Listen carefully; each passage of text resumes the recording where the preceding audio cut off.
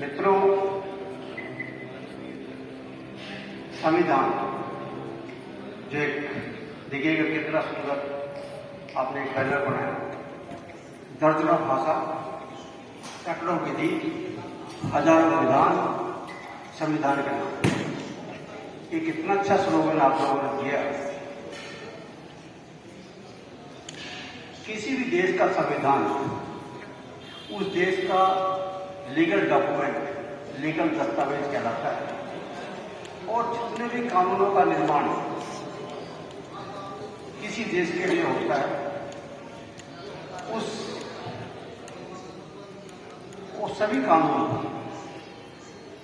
Constitution के दायरे में ही बनते हैं। आज मुझे यहाँ बुलाया और मुख्य वक्ता के रूप में अपने बारे में, संविधान के बारे में बताने का अवसर दिया।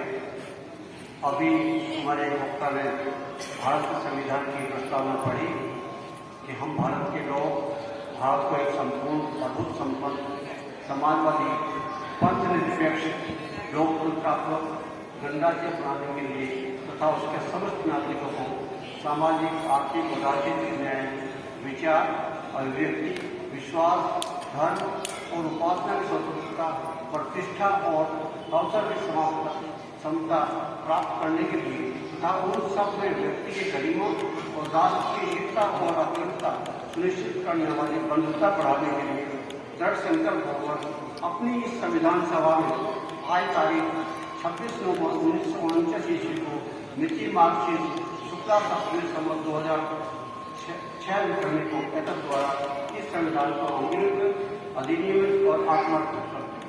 जितने पार्ट हमारे संविधान के हैं उसके एक एक शब्द को पूरे संविधान में विस्तृत व्याख्या की। मैं संविधान के थोड़े से आपको बताऊंगा कि जो इतना बड़ा संविधान है, दुनिया का सबसे बड़ा लिखित संविधान है और सबसे बड़ा लिखित संविधान ही नहीं है, ये सबसे दुनिया का सुंदर संविधान है। और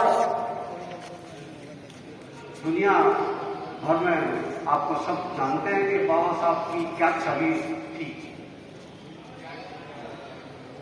एक दो वक्ताओं ने कहा कि बाबा साहब जो दलित वर्ग में पैदा हुए। मैं तो एक ही बात को मानने वाला हूं कि कोई आदमी किसी के घर में जन्म लेता है, लेकिन वो एक इंसान के रूप में जन्म लेता है। वो ना दलित है, ना वो ब्राह्मण है, वो ना ठाकुर है, ना वो पिछड़ा है। वो अपने कार्यों से पिछड़ा हुआ हो जाएगा, अपने कार्यों से वो कुछ भी अपने आप को मानने लगे। लेकिन मैं उस जातिवादी व्यवस्था में मैं तो व्यक्तिगत रूप से विश्वास नहीं करती कि हम किसी लिंग के बारे में, या स्त्री पुरुष के बारे में बात नहीं करेंगे, वो सबके लिए समान होगा। किसी जाति के बारे में बात नहीं करेंगे, किसी धर्म के बारे में बात नहीं करेंगे।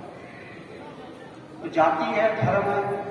अब ऐसा संविधान देखिएगा, जब 200 साल की गुलामी हमने झेली अंग्रेजों की, और जब हिंदुस्तान के लोगों ने ठान लिया कि अंग्रेजों को देश से बाहर निकालना है, उस भीमराव अम्बेडकर जी का बड़ा योगदान रहा। तो कोई कैसे कहेगा साहब वो दलित थे और उनको तो अलग दृष्टि से देखा जाता है। आज मैं तो नहीं मानता कि कोई हिंदुस्तान में ऐसा आदमी वो किसी भी स्वर्ण वर्ग से हो, किसी वर्ग से हो, जो कहता हो कि साहब मैं बोलता तो हूं भीमराव जी के बारे में, लेकिन मानता ऐसा कोई नहीं है। क्योंकि अगर मैं हाईकोर्ट में जज बना तो मैं इसी संविधान के लिए,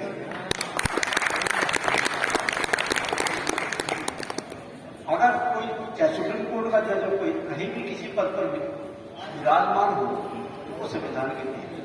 और क्यों देन है, अभी मैं उसके बारे में 2-4 चीजें बताऊंगा, बहुत महत्वपूर्ण है कि वो चीजें हमें सबको एक जाननी ही चाहिए।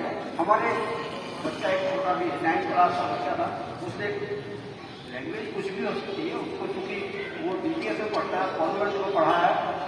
अगर मुझे ये बात इंग्लिश में जरा बोल रही हो, थोड़ा तो बहुत अच्छे ढंग से बोल पाऊंगा, क्योंकि एक टॉनअप हो जाता है आपकी